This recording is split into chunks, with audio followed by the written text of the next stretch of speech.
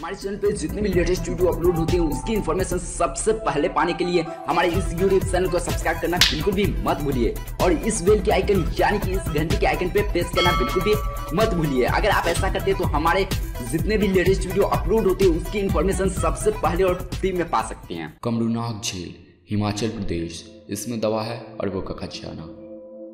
आज हम आपको एक ऐसी झील के बारे में बताने जा रहे हैं जिसके बारे में कहा जाता है कि उसमें अरबों रुपए का खजाना दफन है। यह है हिमाचल प्रदेश के पहाड़ों में स्थित कमरूनाग झील।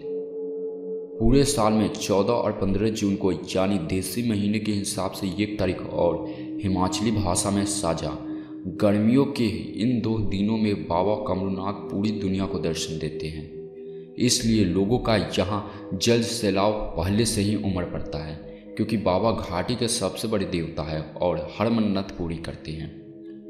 हिमाचल प्रदेश के मंडी से लगभग 60 किलोमीटर दूर आता है रोहांडा।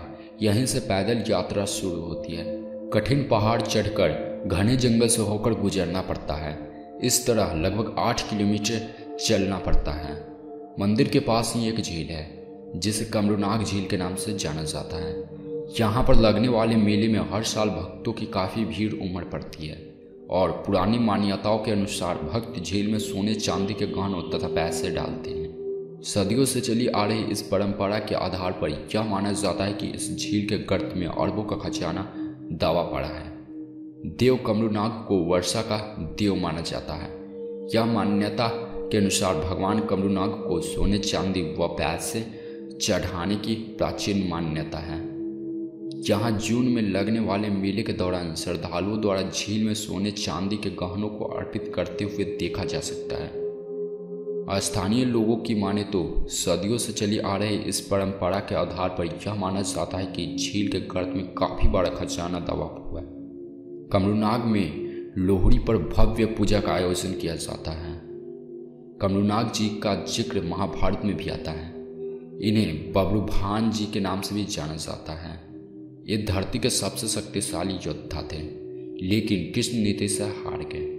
इन्होंने कहा था कि कौरवों और पांडवों का युद्ध देखेंगे और जो सेना हारने लगेगी उसमें उनका साथ दूंगा।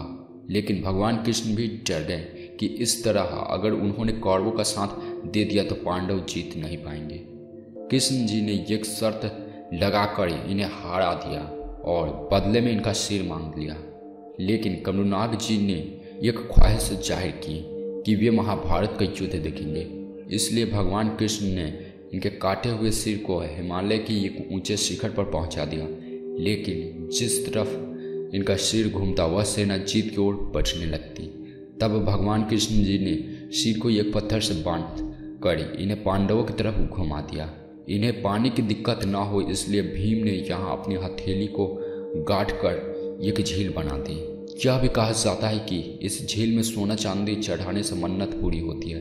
लोग अपने शरीर का कोई भी गहना यहाँ चढ़ा देते हैं। झील पैसों से भरी रहती है।